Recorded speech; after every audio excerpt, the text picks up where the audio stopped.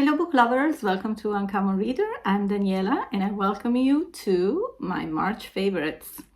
Well, I have to confess, March was kind of an uneventful month for me, with a few exceptions. It's been raining a lot here in my region, but on good days I would just go walking a lot, and I'm really happy and proud that I restarted doing some exercise, because in the winter I really got really lazy.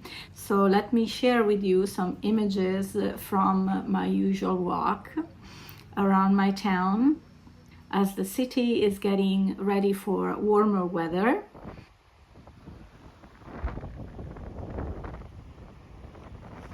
The beaches are yet not ready to welcome tourists, but I'm sure that when the time comes, everything will be pristine.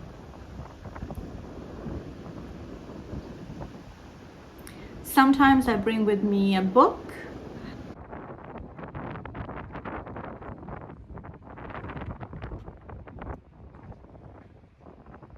But definitely today, when I filmed these images, the weather was way too windy, so I decided to just keep walking.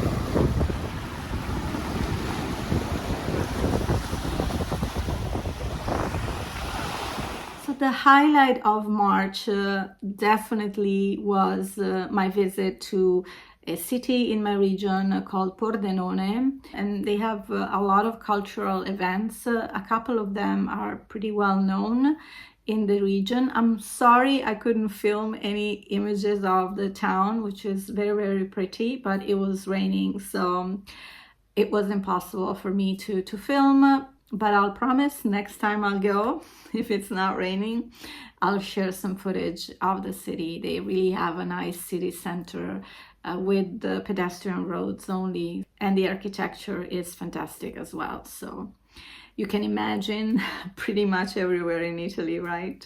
So the event I went to is part of the Dedica Festival, which is a festival that every year celebrates international authors. And this year, the guest of honor was Kader Abdullah, who is an Iranian author that lives in the Netherlands, that I discovered last year. And probably if you have been following me for a while, you have heard me mention Mr. Kader Abdullah a few times, as I fell in love with the House of the Mosque during May last year, I think. And here it is. I think I mentioned this book as well in a previous book tag. So Kader Abdullah was invited to participate to this festival that didn't really last only one day. There were different events throughout the week.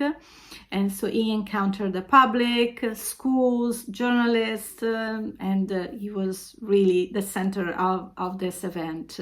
The event that I attended was hosted in a big theater filled with people. Looking forward to hear from Kader Abdullah about his work, his life, his philosophy, and he was very generous, telling us a lot of stories, and he was quite witty and funny, so we really enjoyed listening to his stories. Kader Abdullah studied physics in Iran, but in 1988 he had to flee the country due to, political turmoil. He was persona non grata there, and he arrived in the Netherlands, where he still lives as today. And the amazing thing that he told us is that he didn't know a word in Dutch, but he was determined to start writing a book in Dutch.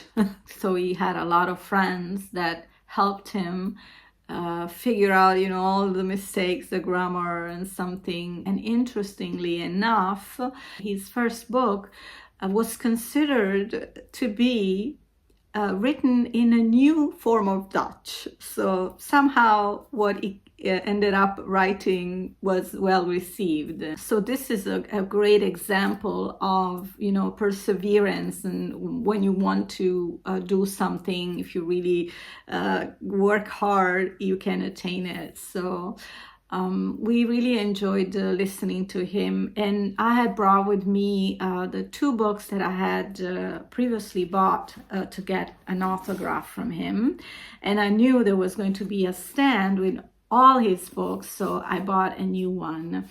And I decided to get Uno Shah alla Corte d'Europa. The translation for this is a Shah at the Court of Europe. This book is not translated in English, unfortunately, but The House of the Mosque is. So I have 3 books with his signature. I think he wrote something in Persian too, but you know, I haven't gotten into studying Persian yet, although I do like the Arab language, the way it sounds, especially the h. I love that. There it is. I'm so proud and happy to have met him. Definitely the highlight of March. Now let me tell you about my favorite read in March, which could possibly be, it will be hard to beat, the best read of 2025. A serious candidate. This is The Most Secret Memory of Man of Mohamed Mbougar Sarr.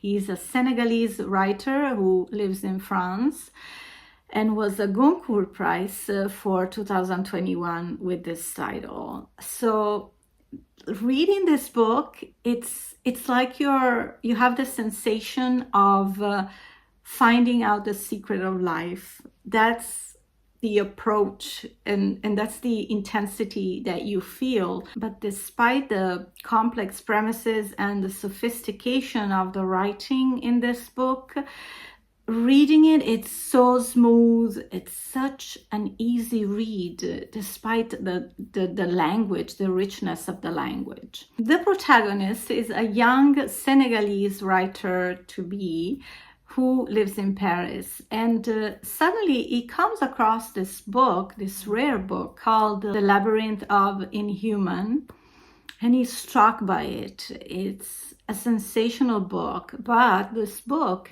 is nowhere to be found. It is unobtainable because despite a first success a few decades before, when it was published first, the book has been taken out of publication and distribution and destroyed because the author was accused of plagiarism. And instead of defending himself, this author decided to disappear, to vanish in thin air.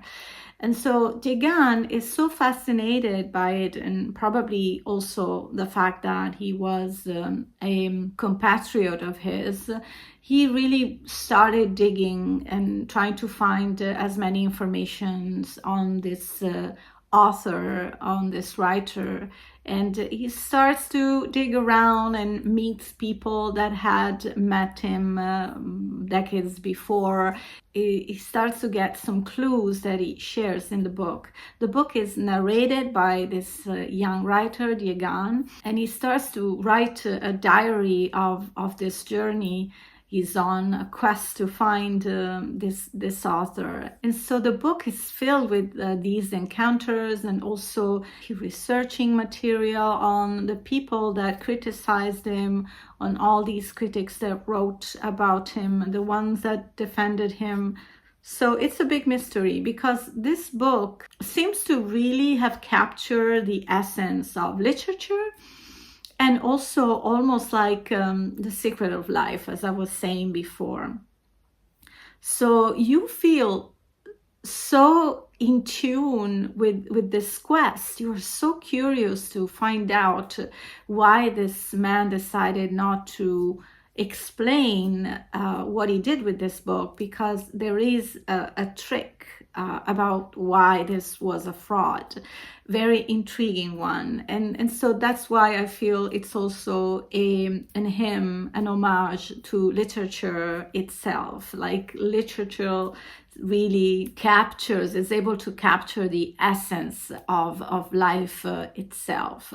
So a mesmerizing journey, and the writing, as I mentioned, was so exquisite that I decided to translate it for you and share with you a couple of passages of the book. So here I am with my glasses and glare on the screen. Sorry about that. But close your eyes and listen to this. Here's Jagan saying, "Perhaps what we're all looking for, my dear diary, is never the truth as revelation, but rather truth as possibility, the gleam at the bottom of the mine in which we've been endlessly digging without a headlamp." And this is another passage where he meets with a friend when he's back in Senegal to visit his family, but also on the traces for this famous author. So he meets this friend and they catch up, and among the other things, his friend says this: "Faithfulness to a self crystallized in time is not a chimera, it is blindness. Every now and then I hear that we must remain faithful to the child we were.